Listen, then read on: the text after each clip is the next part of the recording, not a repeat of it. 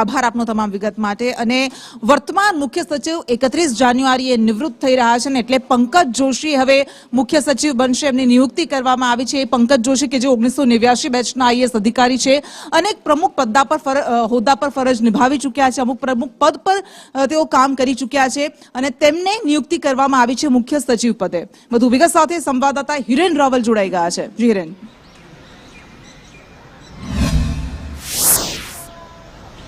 1989 બેચના IAS અધિકારી પંકજ જોશી છે હવે રાજ્યના નવા મુખ્ય સચિવ તરીકે એમની નિયુક્તિ કરવામાં આવી છે। જાન્યુઆરી મહિના પૂર્ણ થતાં જ વર્તમાન મુખ્ય સચિવ રાજકુમાર છે એ વયનિવૃત્ત થઈ રહ્યા છે અને એટલા જ માટે 1 ફેબ્રુઆરીથી નવા મુખ્ય સચિવ તરીકે તેઓ ચાર્જ સંભાળશે। આ સાથે મુખ્યમંત્રી તરીકે ભૂપેન્દ્ર પટેલ સરકારમાં આવ્યા એ સમયથી જ મુખ્યમંત્રી કાર્યાલયમાં રહેલા આ પંકજ જોશી જે છે એ અધિક મુખ્ય સચિવ તરીકે ત્યાં કાર્યરત છે અને મહત્વના કેટલાક ખાતાઓ છે જેવા બંદરો, વાહન વ્યવહાર, ઉદ્યોગો સહિતના વિભાગો મુખ્યમંત્રી સાથે સીધા સંકલન માટે તેઓ ત્યાં સંભાળે છે।